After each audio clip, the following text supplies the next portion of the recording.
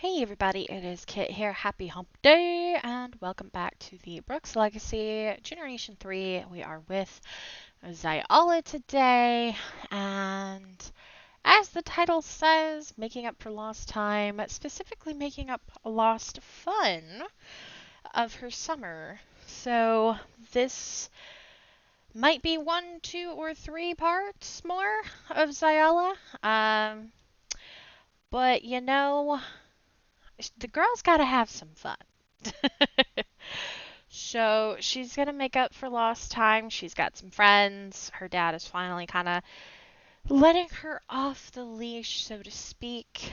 And a girl's just wanting to have fun. She's about 14, 15. If we're thinking real life years, of course, they want to go out and have fun. And I was more than happy to let her because this was about my era of trying to go out more, take my Sims out places more, and I didn't really do fun things, tons and tons of fun things with everybody else when they were teenagers.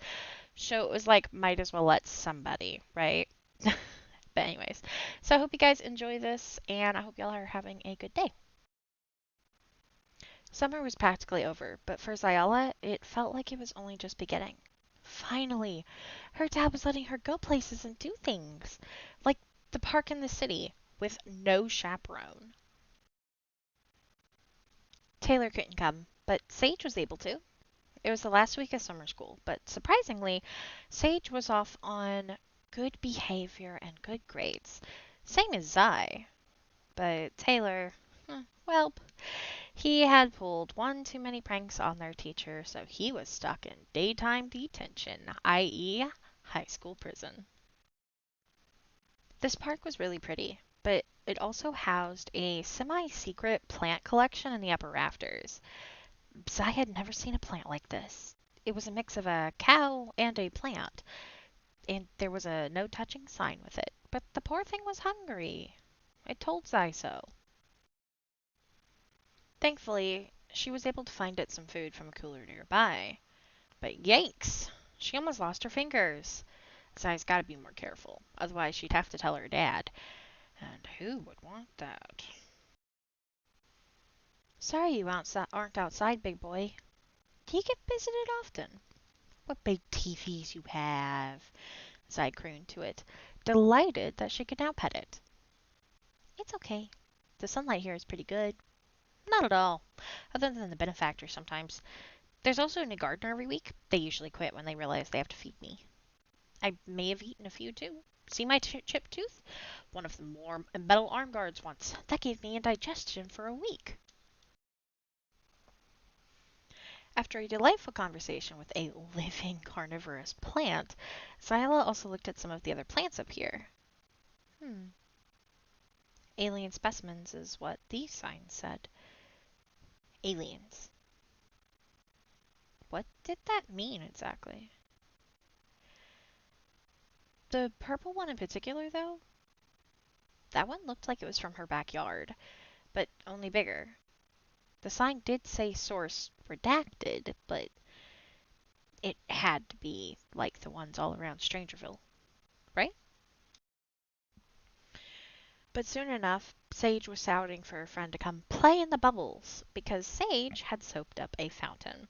And OMG, that was a blast!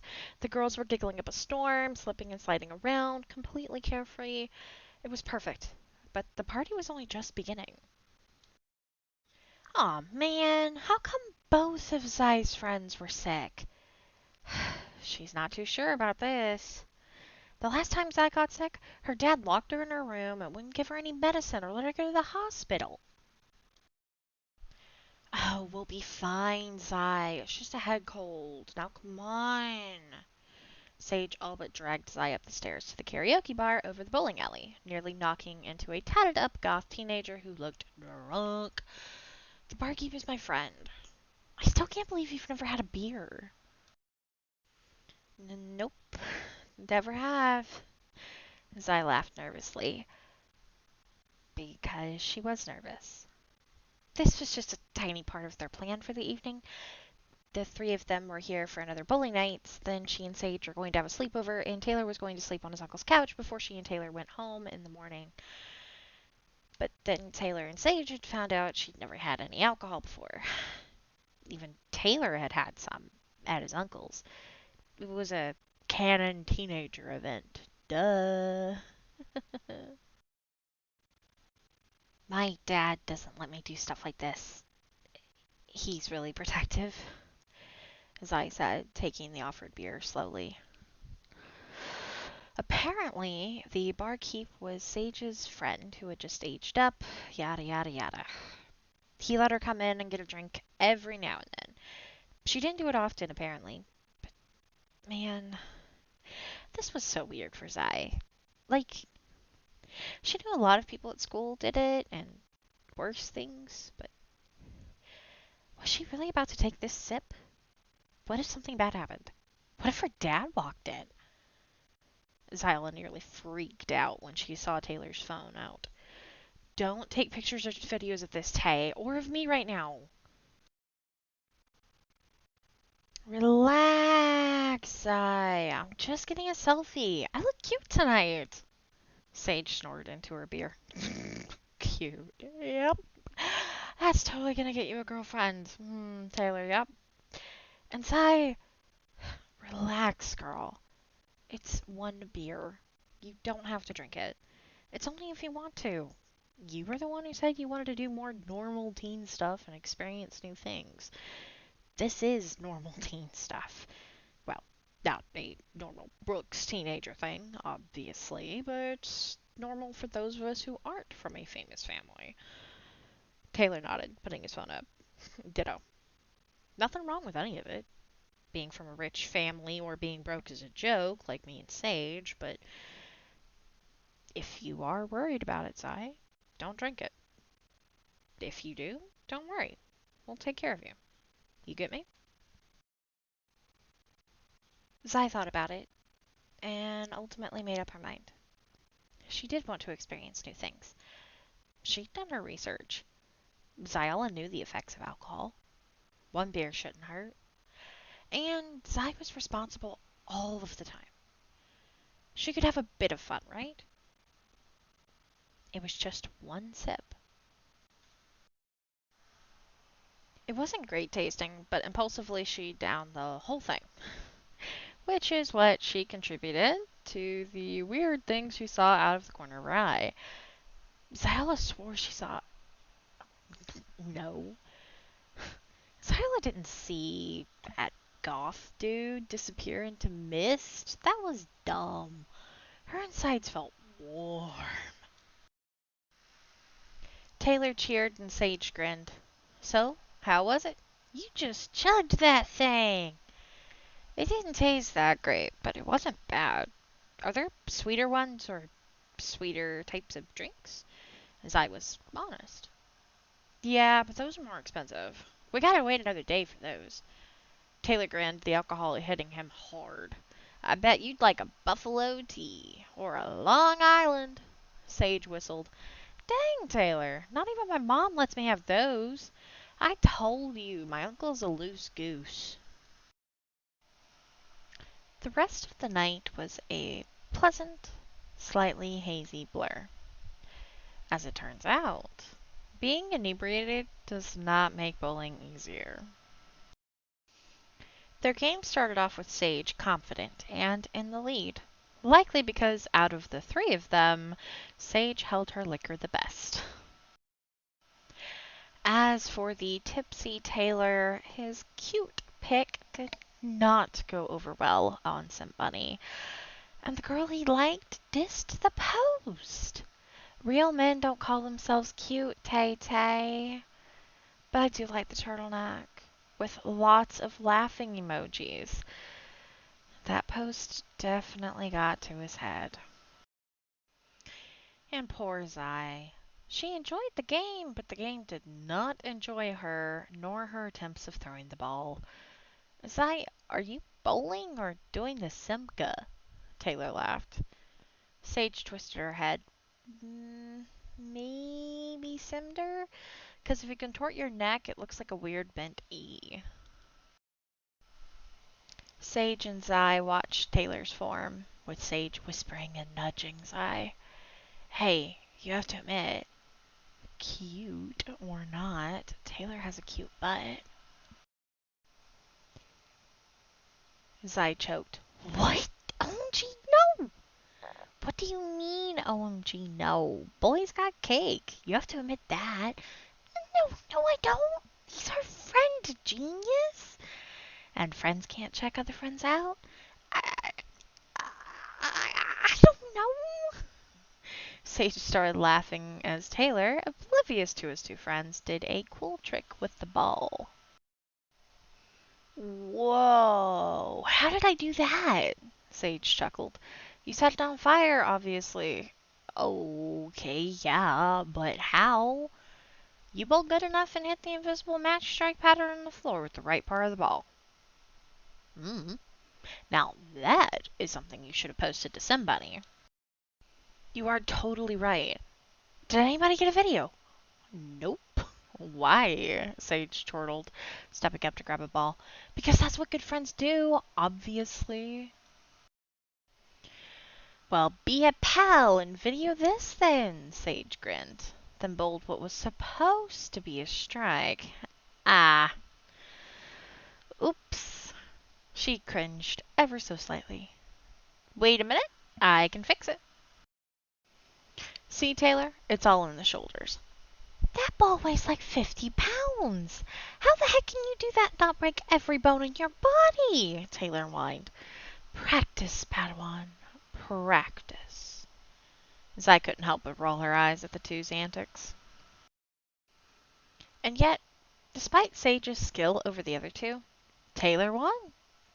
Sage thought it was mega unfair and that cute boy cheated, but Zai thought Taylor had done decent, even if it was just luck. Still, bowling? It was pretty fun. Only Zai didn't really express her thoughts. That one beer chug had sent her into the Zen zone, and it was a pretty nice place to be. But the game was done, and so was their bowling fun. See you later, Taylor, the girls said their goodbyes as the trio split. Come on, you quiet drunk. Let's get you some food before we get home. There's nothing in the fridge. Zai didn't know what to say to that, honestly. She was hungry, yes. And if she was sober, maybe she would have said something about Sage's fridge. But she didn't know what to say. Except she was thinking to herself that this was some good food. Okay, and I think this is a good spot to stop for today. Yeah, we'll have one more. I probably should honestly put this into this video, but I'm not going to. We're gonna have one more part of Zai. It looks like it might be, short-ish. Of their sleepover and some other things as well. But yeah, that's before the fall season starts. So yeah. But anyways, yep. So Sai had her first beer. Andy doesn't know about it.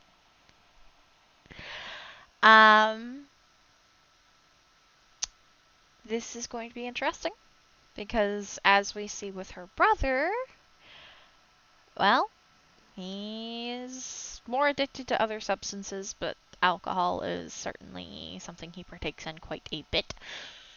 So there's that. Sai isn't really aware of Kaysen's substance abuse, but with her research of the symptoms and the side effects and things, that could potentially open up an understanding and recognizing some things that her brother might be doing, but also there is the unfortunate aspect that as Kaysen is avoiding all of his family, he basically has avoided Xialla, the majority of her life, with the exception of just a few moments, and that's just because of how she came to be in the Brooks' lives. And it's not fair to her. Not the best choice of him. Not fair to anybody. It is just an unfortunate fact. So even if she could recognize the symptoms, would she be able to do anything? Could she even have an opportunity to recognize the symptoms in her own brother when he doesn't really want to be a brother? Yeah. But anyway. So, girls just want to have fun. She got to experience some stuff, and yeah, she's being a bit of a rebellious teenager. Not the best thing to be, I suppose. But, you know, if it's just one, not the worst thing in the world, you know, and Sage is pretty smart when it comes to these things. At least in the sense of if she's gonna do it, at least she's smart while she's doing it. But she shouldn't be doing it in the first place, sort of a thing.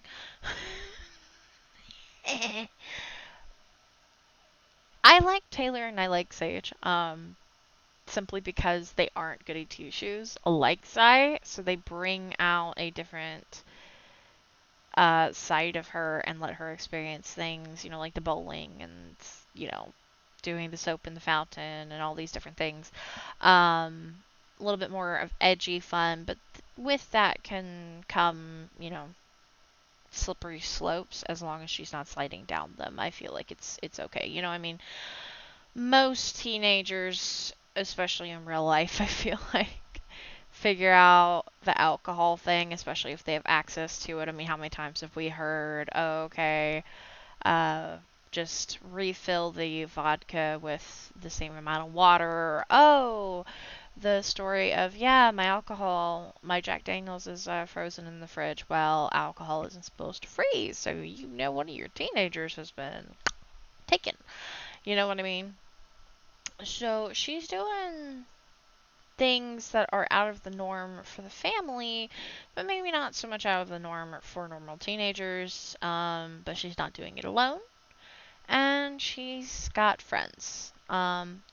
I do like them again because they're not goody two shoes. They're not like perfect. They're from the different side of the tracks. Sage is from a completely different city, and like they all have these different experiences and just all of this. I feel like Taylor is the middle ground between Sage and Zai. Like he definitely has his, you know, experiences like, you know, drinking with his uncle, for example. But he also comes from a decent family and he's not on the struggle bus as much as Sage appears to be. You know, he's in a much better neighborhood than Sage is, so on and so forth. So I like the dynamic between the friends. But anyways, I am gonna go now. Thank y'all so very much for watching. I hope you enjoyed the updates for this week. Next week we're going to be with Dragon's Chaos. We will do Clover, and we will do the another episode of The Fractured Wanderer. So you'll have those to look forward to. And then the week after that, excellent question. I'm not 100% sure. I might sneak a Xialla one in there. I might do Xialla and Hope. Maybe. I don't know. I'll figure it out then. But anyways, have a great day and a great rest of your week. Thank you so very much for watching again. And don't forget, where the water's slow, legacies grow.